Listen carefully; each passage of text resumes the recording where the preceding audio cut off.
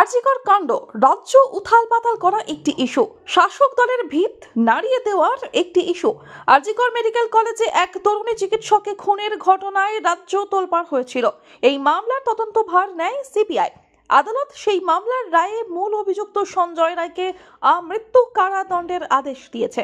যদিও এই মামলায় সঞ্জয়ের ফাঁসি চেয়ে উচ্চ আদালতে সিবিআই, কিন্তু এই ঘটনার রেশ সাধারণ মানুষের মধ্যে গভীরভাবে যে রয়েছে তার প্রমাণ মিলল প্রজাতন্ত্র দিবসের দিন।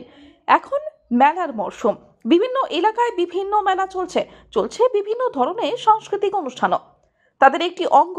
যেমন খুশি তেমন সাজো প্রতিযোগিতা। আর সেই সব প্রতিযোগিতা যে আরজিকর কাণ্ডের রেশ আছে তা প্রমাণ মিলেছে হাওড়ার শ্যামপুর ফুটবল মাঠ, বাগনানের বাঁকুড়দহ শীতলাতলা সহ কয়েকটি জায়গায় অনুষ্ঠিত যেমন খুশি তেমন সাজো প্রতিযোগিতায়।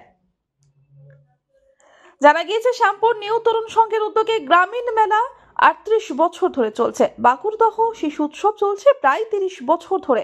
এবছর মেলা প্রাঙ্গণে এই ধরনের বিষয় উঠে আসা যে উদ্যোক্তাদের পক্ষে যথেষ্ট অস্বস্তিকর তা তাদের সঙ্গে কথা বলেই বোঝা গিয়েছে। হাওড়া থেকে রাজীব মন্ডলের রিপোর্ট, আনন্দ বার্তা।